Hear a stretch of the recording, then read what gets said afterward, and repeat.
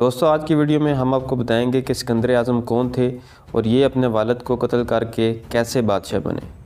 سکندر ارسطو کو اپنا استاد کیوں مانتے تھے؟ ارسطو نے سکندر کی زندگی کو کیسے تبدیل کیا؟ سکندر نے ساری دنیا کو کیسے فتح کیا؟ اس کے پیچھے کون سی روحانی قوتیں تھیں؟ جب سکندر نے شراب کے نشے میں اپنے ہی دوست کو قتل کر دیا، سکندر اعظم کی موت کیسے ہوئی؟ یہی سب موضوعات ہماری ویڈیو کا موضوع ہے۔ میں ہوں سید عمار اور آپ دیکھ رہے ہیں ہسٹری او کلاک چینل۔ ان میں بچپن ہی سے کچھ ایسی صلاحیتیں تھیں کہ دیکھنے والوں کو محسوس ہوتا تھا کہ وہ تاریخ میں ایک غیر معمولی شخصیت کے طور پر یاد رکھے جائیں گے۔ صرف 12 برس کی عمر میں انہوں نے ایک جنگلی اور بدمست گھوڑے کو قابو میں کر کے سدھا لیا۔ بیوسیفلس نامی یہ ایک دیو قامت اور وحشی گھوڑا تھا جو بعد میں تقریباً ساری زندگی اس 12 سالہ بچے کا ساتھی رہا۔ یہ بچہ بڑا ہو کر الیگزینڈر دی گریٹ یا سکندر اعظم کہلایا اور عہد قدیم کی مشہور ترین شخصیت میں شامل ہوا۔ مقدونیہ سے تعلق رکھنے والے سکندر اعظم 356 قبل از مسیح میں پیدا ہوئے۔ میسیڈونیا شمالی یونان سے جزیرہ نما بالکان تک پھیلا ہوا علاقہ تھا۔ ان کے والد کو ان کے اپنے ہی ایک محافظ نے قتل کر دیا، جس کے بعد نئے بادشاہ کی کشمکش شروع ہوئی، جس میں انہوں نے اپنے تمام حریفوں کا صفایا کر دیا اور 20 برس کی عمر میں بادشاہ بن گئے۔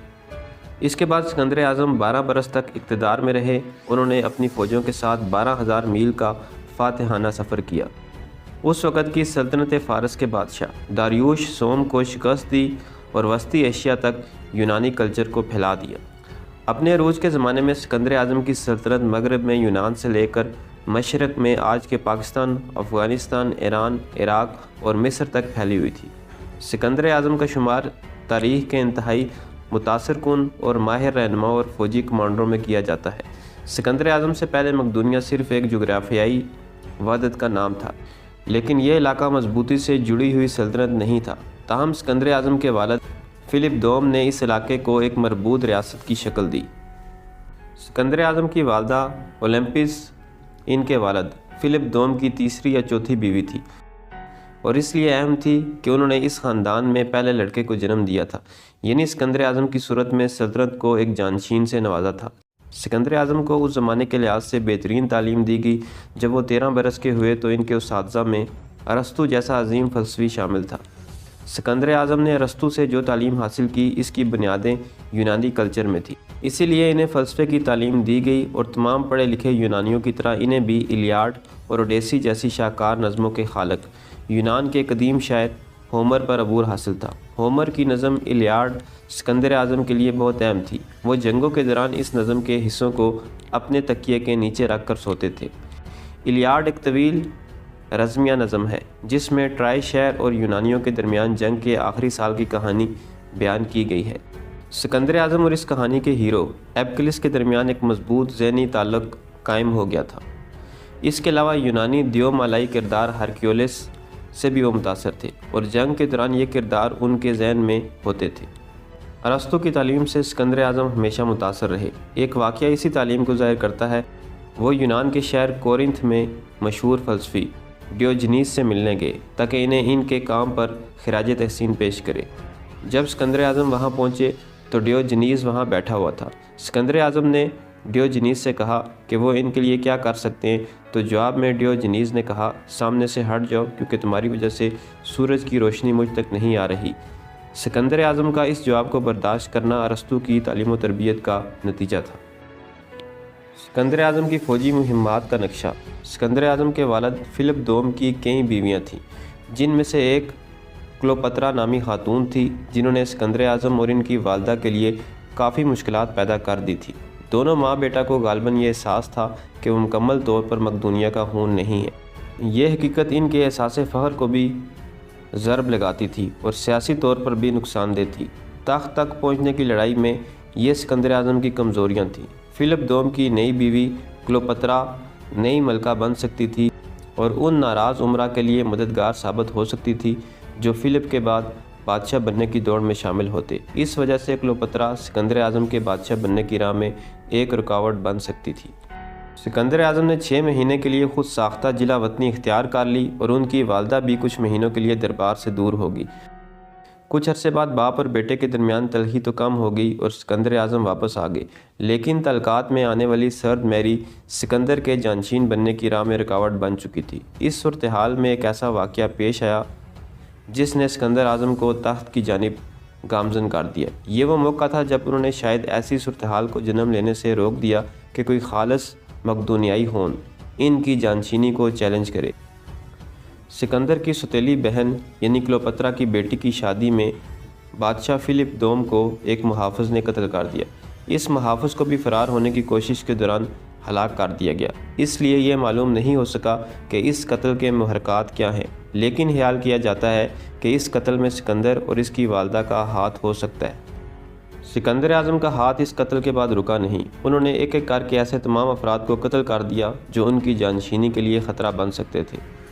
اپنے ایک سوتیلے بھائی فلپ ایریڈائس کے سوا انہوں نے اپنے تمام بھائیوں اور رشتہ داروں سمیت ایسے تمام افراد کو قتل کر دیا جو ان کے اقتدار کے راستے میں رکاوٹ بن سکتے تھے۔ ان میں سے کچھ کو تو بہت ظالمانہ انداز سے موت کے گھاٹ اتارا گیا۔ بالآخر سکندر اعظم تخت نشین ہوئے اور اب ان کی نگاہیں سلطنت فارس کی جانب تھی۔ سلطنت فارس نے 200 سال سے زیادہ عرصے تک بحیرہ روم سے منسلک علاقوں پر حکومت کی۔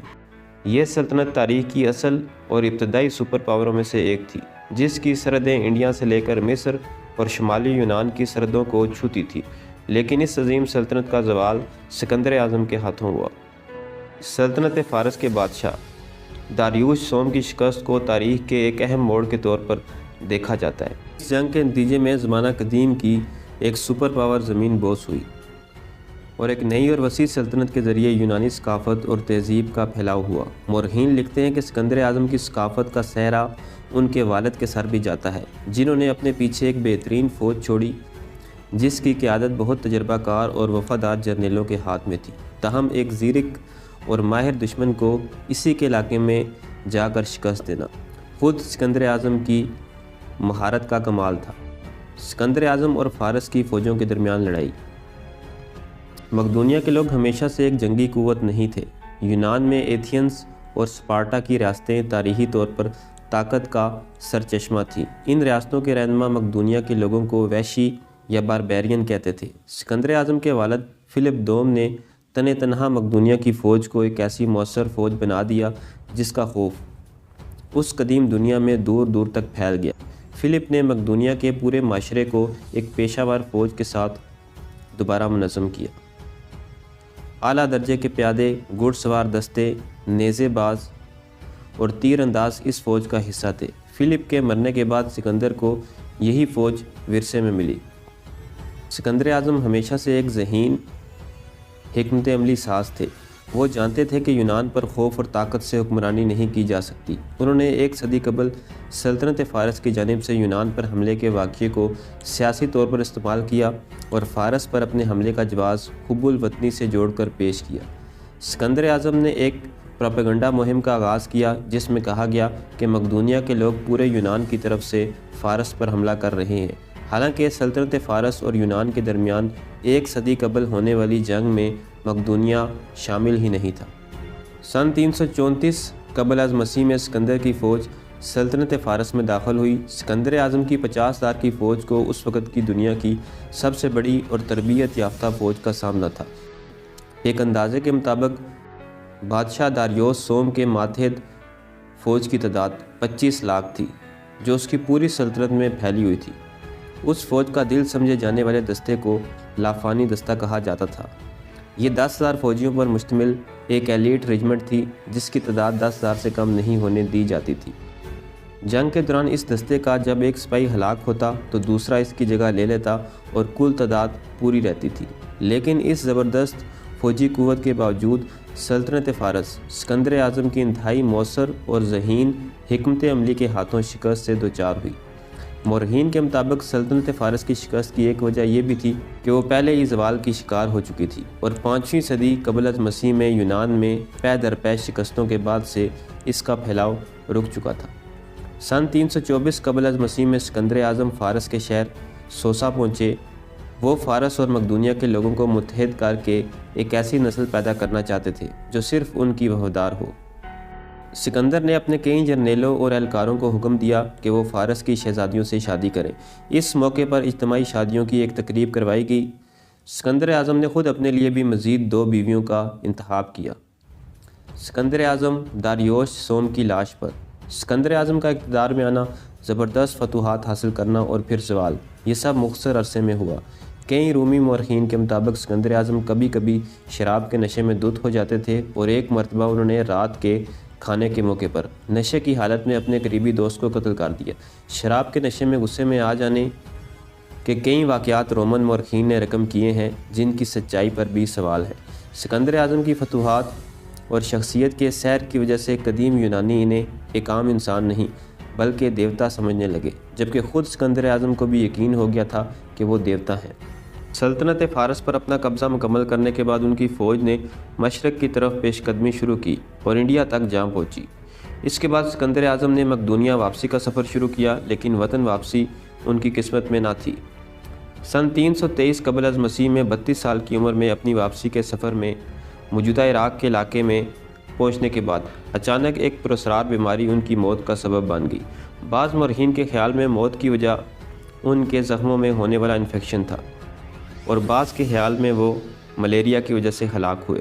تو دوستو، یہ تھی میری آج کی ویڈیو پسند آئے تو چینل کو سبسکرائب کریں۔ ملتے ہیں اگلی ویڈیو میں۔